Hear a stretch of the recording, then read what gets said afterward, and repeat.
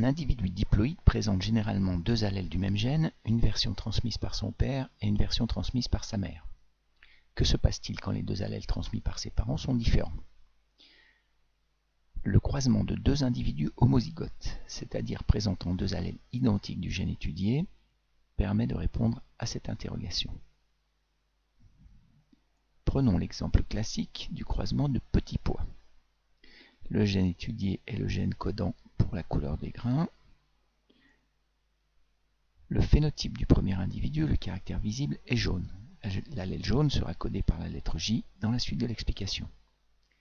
Le phénotype du deuxième individu est vert. L'allèle vert sera codé par la lettre V dans la suite de l'explication.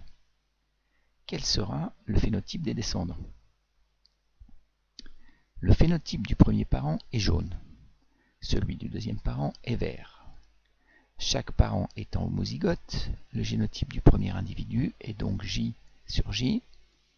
Le génotype du deuxième individu est donc V sur V. Chaque parent va produire des cellules reproductrices. Lors de sa formation, chaque gamète récupère un des allèles présents dans les cellules du parent. Les gamètes du premier parent contiennent donc forcément l'allèle J.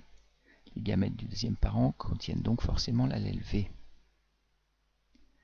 Les descendants, qu'on appelle la génération F1, sont issus de la fusion de deux gamètes. Ils récupèrent donc un allèle de chaque parent. Dans notre exemple, le génotype de la F1 est donc V sur J. Il y a alors confrontation des deux allèles différents chez un même individu. L'observation du phénotype de la descendance montre que 100% des descendants sont de couleur verte. L'allèle vert s'exprime, il est qualifié de dominant. L'allèle jaune ne s'exprime pas, il est qualifié de récessif.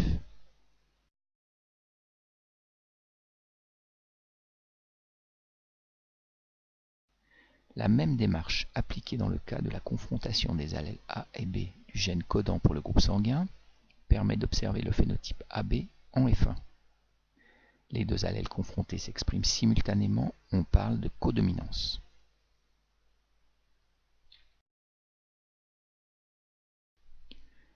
La même démarche appliquée dans le cas de la confrontation des allèles rouge et blanc du gène codant pour la couleur du muflier permet d'observer le phénotype rose en F1. Les deux allèles confrontés s'expriment partiellement, on parle de semi-dominance. Finalement, ce croisement de deux homozygotes permet de confronter deux allèles différents et donc d'observer le type d'interaction entre deux allèles. Dominance d'un des deux allèles, codominance des deux allèles, semi-dominance des deux allèles.